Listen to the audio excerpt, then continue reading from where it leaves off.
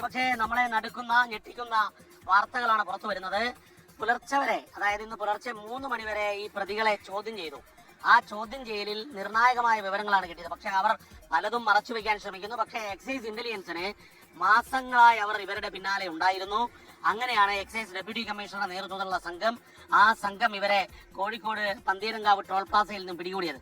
ഇവർ ഇത്രയും, അതായത് 3 കോടിയിലേറെ രൂപ വിലമതിക്കുന്ന MDMA ആണ് സംസ്ഥാനത്ത് സമീപകാലത്ത് പിടികൂടിയ ഏറ്റവും വലിയ റെക്കോർഡ് ക്വാണ്ടിറ്റിയാണിത്.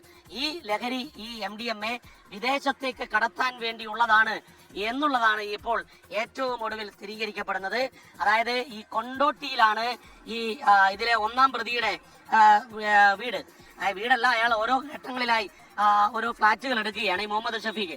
അതുപോലെ അടിവാരം സ്വദേശിനിയായ ഫാത്തിമയും. ഇവർ രണ്ടുപേരും ചേർന്ന് വിദേശത്തേക്ക് കടത്താൻ വേണ്ടിയുള്ള ശൃംഖലയിലേക്ക് എത്തിച്ചു കൊടുക്കുന്നതിനിടയിലാണ് പിടികൂടിയത് എന്നുള്ളതാണ് ഇവരെ വിശദമായി ചോദ്യം ചെയ്തപ്പോൾ പുറത്തു വന്നത്.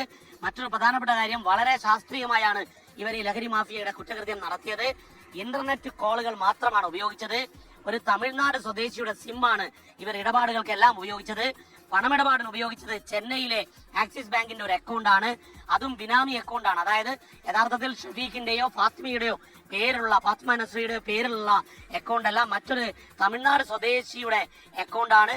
അങ്ങനെ അടിമുടി ആസൂത്രിതമായ ഒരു അന്താരാഷ്ട്ര ലഹരി മാഫിയ സംഘമാണ് ഇപ്പോൾ എക്സൈസ് ഇന്റലിജൻസ് സംഘം ആ രഹസ്യ വിവരത്തെ തുടർന്ന് പിടികൂടിയത്. അജ്മീറിൽ നിന്നുമാണ് എത്തിച്ചത്. അജ്മീറിലേക്ക് ഷഫീഖ് പോയതിന്റെ വിവരങ്ങൾ കണ്ടെത്തി. മംഗലാപുരത്ത് ഈ കൂട്ടുപ്രതിയായ ഫാത്തിമ തങ്ങിയതിന്റെ വിവരങ്ങളും കണ്ടെത്തിയിരിക്കുന്നു. SKN സമീപകാലത്തെ ഏറ്റവും വലിയ ഒരു ഡ്രഗ് മാഫിയയാണ് ഇപ്പോൾ എക്സൈസ് സംഘം പിടികൂടിയിരിക്കുന്നത്.